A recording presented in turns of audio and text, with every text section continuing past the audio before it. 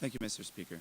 I would like first off for all of us to take a moment just to realize how lucky we are to live in Canada. Yes, it may be cold at times, and that may want us to want to move to warmer weather. However, we are in a beautiful democratic country, a privilege that many people do not have. Today, Mr. Speaker, the government plans to put forth a motion to help strengthen the democracy of our Canada and to make it an even fairer country for all of its citizens. Today, Mr. Speaker, the Government of Canada plans to bring the motion of reinstating the public funding of political parties, abolished in 2011, and lowering the cap of private donations. Today, Mr. Speaker, we will bring forth 4 compelling arguments as to why this motion must pass. 2 of these arguments are ethical. 1 of these arguments will be brought forth by my second member of Parliament. Then I will bring forth a political argument, and then finally a social argument supporting this motion. Beginning with our first ethical argument. We're talking about equal opportunities here, Mr. Speaker. As we all know, if we look at Canada's history, it has always been back and forth between 2 political parties. By instating this motion, increasing public funding, government funding to parties, we are giving every party an equal opportunity to be able to present itself in front of every Canadian citizen and have its ideals heard. This, Mr. Speaker, is really important because how does a nation progress if not through its values and ideas? For a nation to progress, it is through the evolution of its values and ideas, and different political parties have different values and ideas that are important to every one of our Canadian citizens. By bringing forth this motion, we are giving equal opportunities to every party in order to, for example, get more seats during the election because they will have more funding for example, commercializing themselves, speaking in front of people. They won't be blocked by financial restraints when it comes to presenting themselves during election time. Our second argument, our political argument, and this one is extremely important, Mr. Speaker.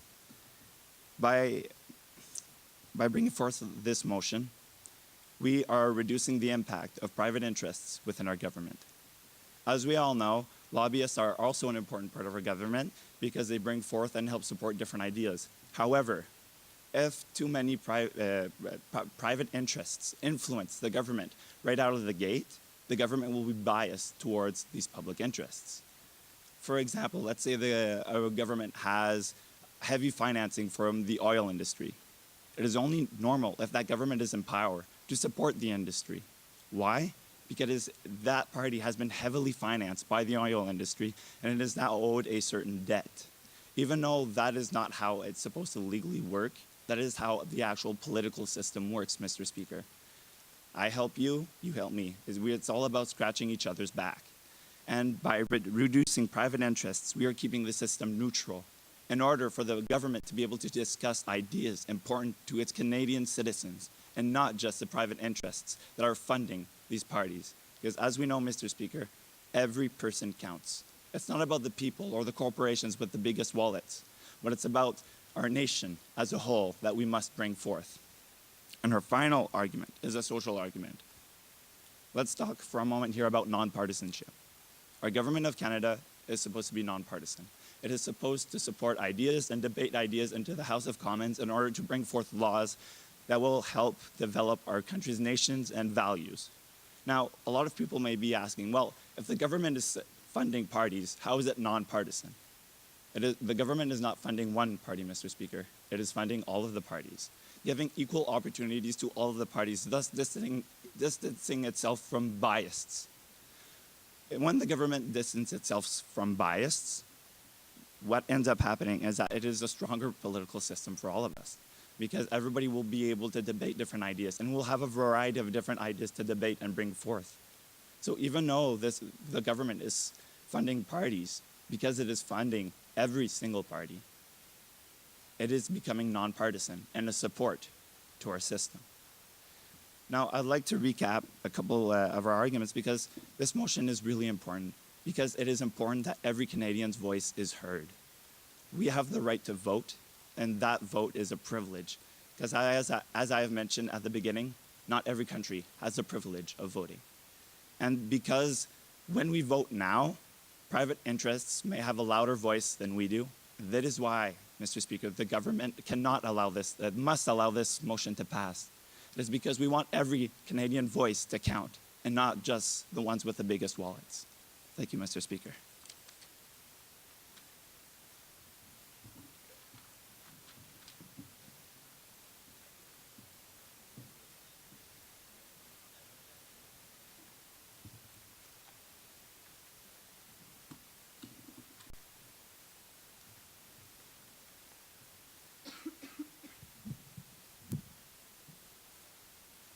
Monsieur le Président, distingués collègues au gouvernement ainsi qu'à l'opposition, laissez-moi tout d'abord commencer en citant une figure démocratique très importante, Abraham Lincoln. Un gouvernement du peuple, par le peuple, pour le peuple. C'est pour cela que notre gouvernement doit travailler. Notre gouvernement doit travailler afin de renforcer ce système démocratique, afin de justement donner des chances aux partis politiques présents au Canada. Avec la motion que présente le gouvernement, on crée une énorme problématique, une problématique de financement des partis. Le gouvernement vient créer un problème en revenant sur justement ce mode de financement. Nous sommes donc opposés au rétablissement du financement public des partis politiques et de l'abaissement des dons privés. Pourquoi? Parce que cette motion est problématique. Elle est problématique sur plusieurs aspects. Premièrement, par rapport à l'implication des citoyens. Deuxièmement, par rapport à l'implication des partis politiques. Par la suite, je vais poser certaines questions. Entre autres, le gouvernement n'a pas mentionné aucun chiffre ni de modalité, ce qui est très problématique dans ce type de motion. Par la suite, je vais réfuter les arguments du gouvernement. Par rapport au premier argument sur l'implication des citoyens. En ce moment, comme dans l'ancien système, le citoyen peut choisir comment s'impliquer, soit par le bénévolat, soit par les dons. Le don est par contre un des meilleurs moyens de s'impliquer car grâce à ce don, on peut concrètement faire une différence. Un don, c'est réfléchi. Lorsqu'on donne, par exemple, 1 200 $ à un parti, qui est la limite actuelle, on y pense 2 fois. On sait pourquoi le parti, on sait ses valeurs, on sait il se présente pourquoi. Et comme je l'ai dit, le don est le meilleur moyen de financement. Le plafond est déjà très bas. On sait que ça coûte très cher les coûts d'opération pour travailler en politique, convoiter des nouveaux votes, répandre l'information aux électeurs. Alors, le fait de rabaisser ce don fait que le citoyen aide moins le parti à réussir. En tant que citoyen, M. Joe ou Mme Jeanne se dit, moi, grâce à ce don, concrètement, je suis en train de faire que ce parti politique peut aider à atteindre plus de gens avec leur message. Chose que, si par exemple, on n'a pas eu de nombre, peut-être que ça va descendre de 1 200 à 100 $. La contribution, on ne sait pas, le gouvernement ne l'a pas dit. Imaginez la contribution des 100 à 100 $, ce qu'on peut assumer vu qu'ils ne nous ont rien dit par rapport à ça. Bien, comment est-ce qu'un parti politique peut continuer à contribuer, répandre l'information? Le citoyen se sent moins impliqué car il peut moins faire une différence. Oui, le bénévolat, c'est important, mais les dons, c'est très important. Deuxième argument, l'implication des partis politiques. Ça force les partis politiques à faire une campagne constamment sur le terrain et rester sur le terrain à tout instant, car les dons, la limite est annuelle. Donc, à chaque année, on peut faire un nouveau don. Si pendant une année, un parti ne nous convoite pas et qu'on trouve qu'un autre parti a des vues qui nous représentent mieux, on va changer notre financement, on va le donner à un autre parti. Donc, un plafond plus bas, justement, comme je l'ai dit, ça fait que le parti a moins de financement. Les coûts sont de plus en plus élevés pour les employés, la circulation de l'information. Donc, avec le système que le gouvernement veut implanter, si, par exemple, justement, les dons descendent à 100 $, comment est-ce qu'un parti va autant s'impliquer auprès des citoyens? Comment est-ce qu'il peut concrètement tout le temps être sur le terrain à convoiter ses dons s'il y a moins d'incitatifs à le faire, justement? C'est très important d'aller vers les citoyens pour ces différents dons-là. Maintenant, laissez-moi passer à quelques questions. Quel sera le nouveau plafond? On va l'abaisser, on n'a pas donné de chiffres. C'est très difficile à croire, mais on pourrait aller jusqu'à 100 $. Les opérations des partis seraient impossibles. Aussi, quelle est la contribution par vote? Auparavant, elle était à 2 $ de financement public par vote à chaque année. Le gouvernement n'a pas donné d'informations. Est-ce que ça va être 1 $, 50 cents? On ne le sait pas.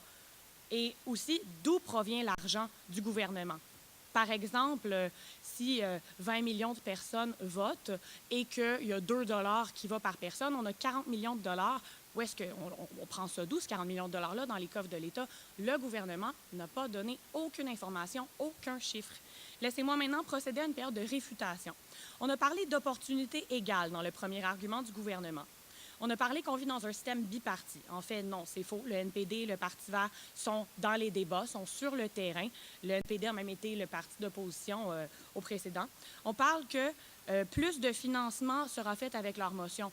C'est faux. S'ils abaissent les dons politiques privés et qu'on présume qu'il y a 50 cents par vote qui va, bien, en fait, ça abaisse le financement des partis. Leur argument ne tient pas la route. On dit qu'on va donner la même chance à tous les partis. Alors, les partis vont tous recevoir le même montant? On n'a pas eu d'informations par rapport à ça. Deuxième argument, le biais via le financement. On parle de secteur pétrolier. C'est illégal pour les entreprises de donner de l'argent. Les lobbyistes ne sont pas là pour donner de l'argent. Le gouvernement ne comprend même pas le principe même du lobbyisme. En ce moment, c'est les individus qui font des dons. Les individus, par exemple, 1 200 $ par année. Le gouvernement est totalement dans le champ par rapport à ça. Donc, un don de 1 200 $ pour un individu ne va pas influencer du tout le gouvernement. Le mieux qui peut arriver, c'est qu'il vous envoie une carte de Noël, car vous n'êtes qu'un électeur parmi tous ceux qui ont fait des dons. Il n'y aura pas de billets. Et voilà pourquoi la motion doit être rejetée. Merci.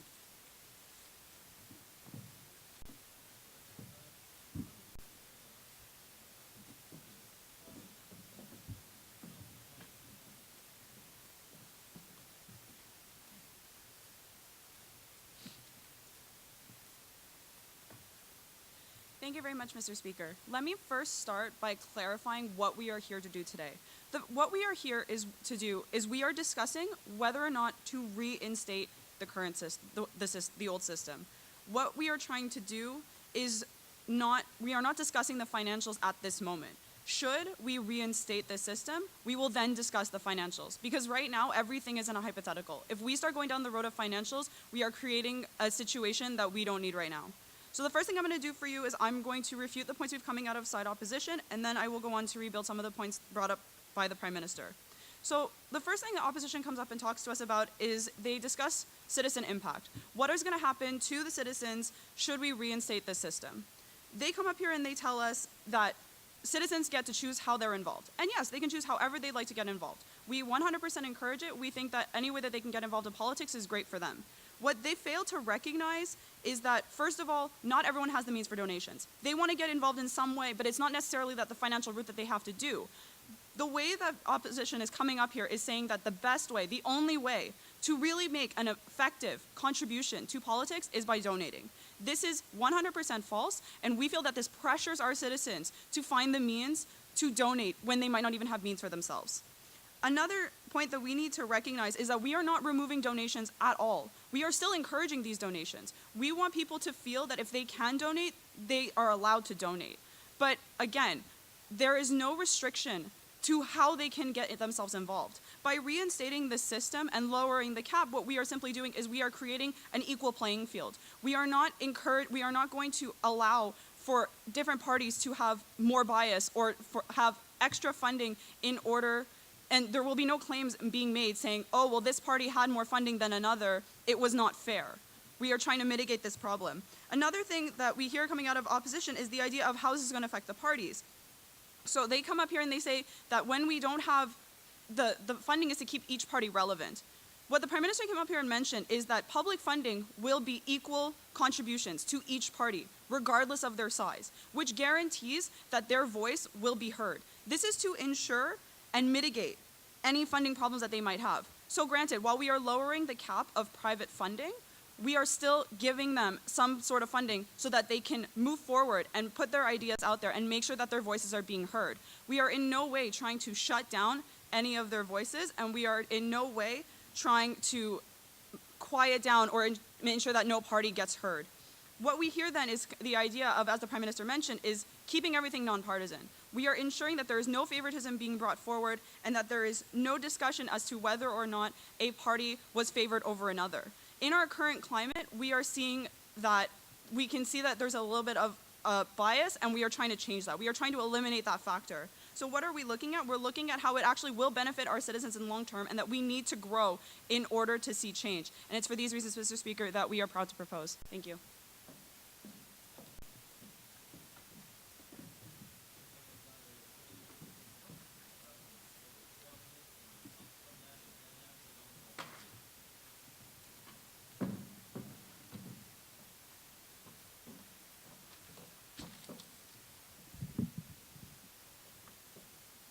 Distingués collègues au gouvernement, distingués collègues à l'opposition, Monsieur le Président, aujourd'hui, le gouvernement nous propose une motion avec des impacts basés sur des principes sans nous donner aucun chiffre.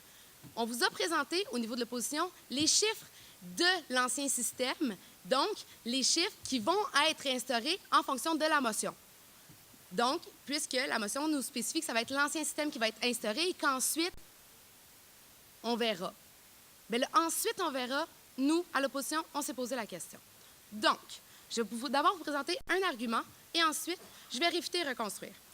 L'argument ici est au niveau des partis poteaux et du populisme.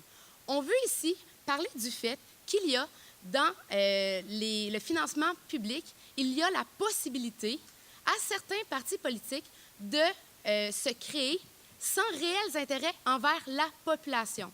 On parle ici de partis politiques qui vont souhaiter aller chercher du financement personnel au travers de la création d'un parti politique et qui n'auront pas nécessairement l'intérêt du public à cœur, mais qui vont se faire financer en allant chercher l'attrait médiatique, donc en faisant des grandes déclarations. Si on retourne, ça c'est si on retourne avec l'ancien système. Avec le système actuel, ces partis-là ne peuvent pas seulement se baser sur l'attention politique, ils doivent avoir des réels intérêts parce que les gens, avant de faire un don, se posent des questions. On ne donne pas l'argent n'importe où. On se pose des questions. Et c'est l'idée ici d'aller empêcher, non pas empêcher, mais réduire et permettre aux gens de réfléchir à l'intérêt du public. On veut que les gens qui s'impliquent en politique veulent le plus possible l'intérêt du public. Donc, ensuite, on va aller en réfutation. On nous a parlé ici que les finances n'étaient pas importantes. C'est très important. 20 millions de votes, c'est 40 millions. 40 millions de dollars, c'est important dans le budget du gouvernement et il faut le tenir en compte. Ça, c'est sans compter les autres dépenses électorales qui sont majeures et qui sont problématiques à chaque année. Donc, on va aller chercher 40 millions dans la poche des contribuables parce qu'on n'a pas dit d'où venait l'argent. Et on va aller, en plus, rajouter du financement. On n'a pas les moyens de faire ça et c'est quelque chose que l'argent pourrait être mieux investi ailleurs. Ensuite, on nous a constamment parlé d'opportunités égales. Donc, le Parti rhinocéros va avoir le même montant que le Parti libéral. C'est illogique. De plus, le Parti vert, avec le nouveau système, a plus de voix. Et c'est un parti petit, mais qui a des intérêts réels et qui s'implique. Et c'est pourquoi nous croyons à l'opposition qu'il est favorable de garder le système actuel. Merci.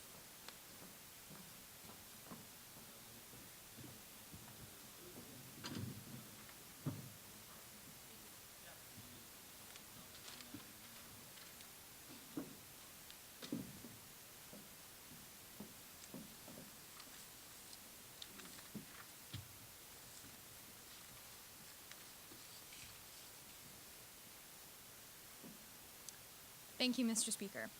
A strong democracy is one with many ideas and diverse opinions, and this is why this motion must pass, and this is why the government is proud to propose this motion. We want to reinstate the public funding of political parties in order to, as the Prime Minister has said, create more equal opportunity. We need to do this because we want to strengthen our democracy, and we're going to do this, and putting this motion forward will broaden the conversation, Mr. Speaker. It'll broaden the conversation because it's going to give a stronger voice to the various political parties, and it's going to help depolarize the political climate as it stands. We are a multi-party system. However, it's very clear that there are two major parties that have gone back and forth over the years, and we are trying to make sure that it is an inclusive conversation of many ideas and that we are bettering the conversation and making sure that all Canadian voices are heard. I'd like to go over a few points that the side opposition has said. They have mentioned a great concern that the money will be given to anyone, anywhere. That a party like the Rhino Party would be receiving the same funding. That is absolutely not true. We would obviously not be funding so-called political parties that actually don't have any intentions of running the country. Such parties only have one idea and are there to be heard, and of course they do, but the funding wouldn't be for those kinds of parties or movements. We are talking about funding serious political parties that have comprehensive platforms in order to run the Canadian government. And though those parties are absolutely welcome, it would not be included in the motion as they would have no real opportunity to run a comprehensive government. Mr. Speaker, the opposition's arguments are that citizens must use donations to choose their party affiliations, and that is not true, as we've said.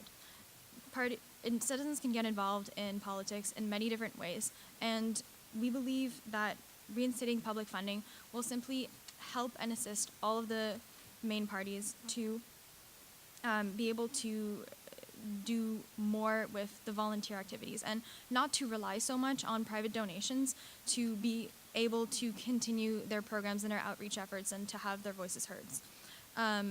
The private donations are an important part, and as we've said, we are not completely eliminating them. We're simply reducing them by a small amount. It is not going to be a completely drastic change to $100. It'll be a reasonably marginal change that will be discussed when it becomes more relevant. Because at this time, Mr. Speaker, this motion still is debated, and right now, we want to make sure that this passes so that we have the opportunities to have that serious conversation. But for now, we need to make sure that we are strengthening our democracy. We want to make sure that we are giving equal opportunities to all of the parties. And we want to make sure that the government really takes in charge its democracy. We want to take charge of our political system, and we want to make sure that it is strong and sustainable, and that we, moving forward, have a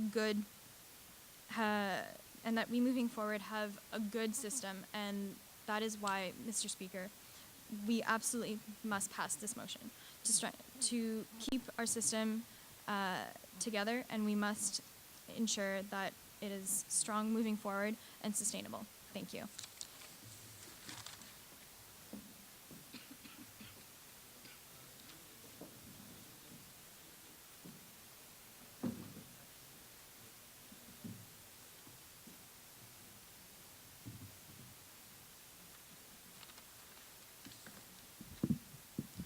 Monsieur le Président, distingués collègues au gouvernement, distingués collègues à l'opposition. Monsieur le Président, aujourd'hui, la motion présentée par le gouvernement vise à revenir à l'ancien système et non pas d'entamer une discussion. Donc ça, c'est juste un point de clarification que je pense que le gouvernement doit comprendre, qu'ici, on vise justement un changement et non pas une discussion, Monsieur le Président. Cependant, laissez-moi tout d'abord vous présenter notre quatrième argument. Par la suite, je vais procéder à une période de réfutation et de reconstruction. Donc, notre quatrième argument vise à démontrer en quoi que la motion du gouvernement va créer un problème au niveau du coût de renonciation. Comme l'a mentionné mes collègues auparavant, on leur a posé des questions par rapport au coût. D'où allait venir l'argent? On n'a toujours pas eu de réponse à ce niveau-là, Monsieur le Président. Donc, est-ce que l'argent va venir de d'autres budgets? Est-ce qu'on va devoir sacrifier des budgets au niveau de l'éducation, de la santé, pour être capable de financer ce montant-là qu'on va distribuer aux partis, Monsieur le Président? Aussi, d'où va venir ce montant-là? Est-ce qu'on va rajouter une nouvelle taxe, Monsieur le Président? Encore une fois, on n'a pas de réponse à ce niveau-là. Aussi, au niveau de la renonciation, on parle du fait que, présentement, avec l'ancien système que le gouvernement veut réinstaurer, le montant attribué est dû aux résultats sur les élections qui sont déroulées il y a 2, 3 ou 4 ans, Monsieur le Président. Donc, les dernières élections, on base le montant qu'on verse au parti selon les résultats des dernières élections. Mais il est fort possible qu'une personne entre durant le mandat et changer d'opinion, que la personne ne désire plus supporter le parti auquel il a voté dans les élections, Monsieur le Président. Ce qui est possible présentement avec le système actuel, la personne peut décider de donner son 20 $ à un parti X et si le lendemain, il n'est pas d'accord avec le parti, il peut décider de changer d'opinion et de verser ce montant-là au parti Y, Monsieur le Président. Alors qu'avec l'ancien système, il sera toujours obligé de donner son 2 $ versé de ses taxes au même parti qui a été élu lors des dernières élections, Monsieur le Président. Donc, voici notre quatrième argument. Pour la réfutation, on nous a parlé dans l'introduction par le Premier ministre, on veut renforcer la démocratie du Canada, Monsieur le Président. Par la suite, la deuxième députée est venue nous dire que nous n'allons pas verser le financement à tous les partis. On va le verser seulement aux partis qui ont l'objectif de prendre le pouvoir, Monsieur le Président. On a une contradiction ici, Monsieur le Président. J'aimerais avoir une clarification à ce niveau-là. Est-ce qu'on verse le montant à tous les partis ou uniquement les partis qui désirent avoir le pouvoir, Monsieur le Président? Aussi, une autre question, Qu'est-ce qu'on fait avec le Bloc québécois, mettons, par exemple? Un parti qui n'est pas nécessairement un parti qui désire prendre le pouvoir. Est-ce qu'on va couper leur financement, Monsieur le Président? Ça représente plus ou moins 1 million d'électeurs à chaque élection, Monsieur le Président. Qu'est-ce qu'on fait à ce niveau-là? On nous a parlé aussi que tu m'aides, je t'aide. Monsieur le Président, 1 200 $ annuellement qu'on peut donner en dons privés. Et quand je parle de dons privés, on parle d'individus. On ne parle pas d'entreprises. La loi actuelle qui s'applique parle uniquement d'individus. Les entreprises n'ont pas le droit de verser au nom des entreprises des montants, Monsieur le Président. Donc, encore un point que le gouvernement ne maîtrise pas. Au niveau de 1 200 $, Monsieur le Président, une élection pour un parti, pensons aux deux grands partis, au niveau fédéral, ça leur coûte environ entre 30, 35, 40 millions de dollars pour une campagne électorale, Monsieur le Président. Est-ce que c'est le 1 200 $ que la personne X a versé qui va faire la différence au niveau électoral, Monsieur le Président? J'en doute fort peu. Rappelons aussi qu'au niveau social, il y a déjà des incitatifs qui encouragent le monde à participer. Le député 1 nous a parlé comme quoi, qu'il nous a accusé qu'on croyait que c'était le seul moyen de participer au niveau électoral, Monsieur le Président. C'est faux. Nous, ce qu'on dit, c'est que dans notre premier argument, on va encourager plus d'implication au niveau des citoyens. Les citoyens vont devoir s'informer plus sur les partis et savoir pour qui désirent donner leur montant, Monsieur le Président. Donc, encore une fois, le gouvernement ne nous a pas écoutés sur ce point-là. Sur ce, Monsieur le Président, comme vous voyez, on nous a présenté différents arguments qui vous a démontré comme quoi le statu quo, la situation actuelle, est la meilleure au niveau de l'implication des citoyens, l'implication des partis, au niveau des partis poteaux et finalement au niveau du coût de renonciation. Sur ce, Monsieur le Président, je vous remercie de m'avoir écouté.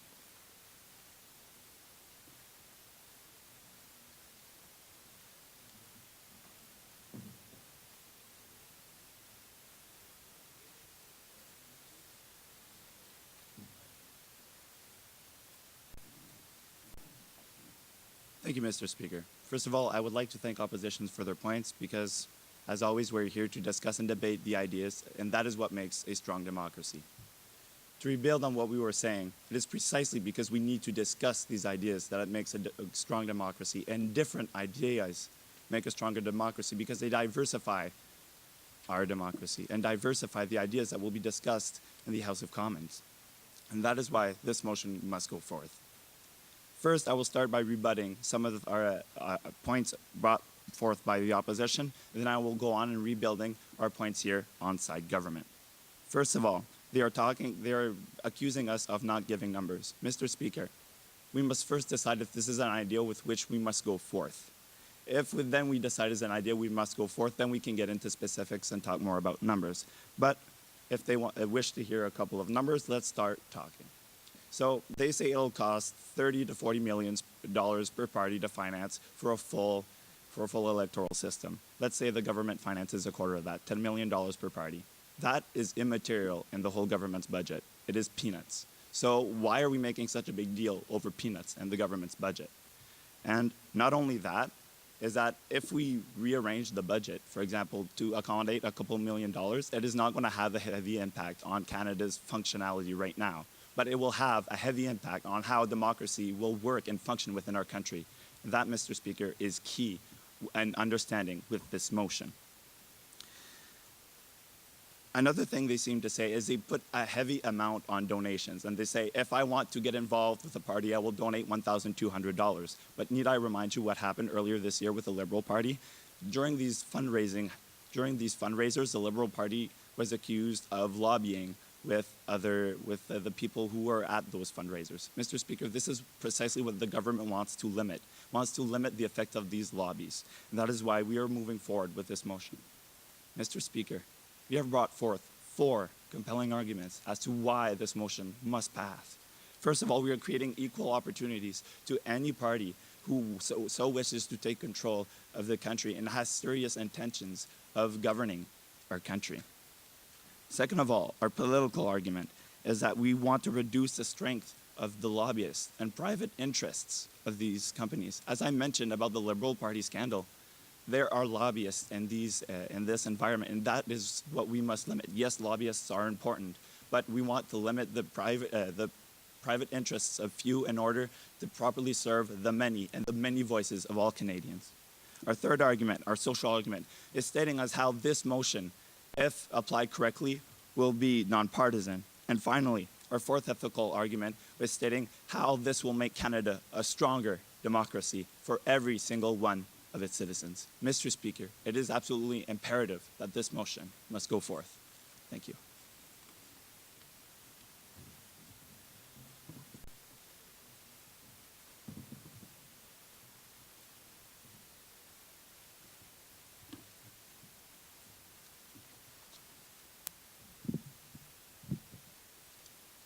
Monsieur le Président, distingués collègues, laissez-moi d'abord revenir sur le scandale libéral dont parle le gouvernement. La donation a été faite à la Fondation Pierre-Éliott Trudeau, pas au Parti libéral. Là, le financement dont il parle ne provient donc même pas d'un système politique, ne finance pas le système politique. Cet argument n'a absolument aucun poids ici. L'argent n'a pas été donné au Parti libéral. Le DER a dit « on ne discute pas des finances, on vit dans l'hypothétique ». Comment pouvons-nous discuter de quelque chose qui s'agit de financement de parti si on ne discute pas de finances? Ça ne fait aucun sens. On dit que le changement va être raisonnable. Comment pouvons-nous savoir c'est quoi un changement raisonnable sans chiffres? Le DER a aussi dit « pas tout le monde a le moyen de donner, ils sentent une pression ». Donner 1, 2, 3 $ par année, ce n'est pas une pression. Si c'est assez pour qu'une personne sente qu'elle contribue, bien qu'elle le fasse. Il n'y a aucune pression à donner 1 200 $. C'est certainement pas tous les citoyens qui le font.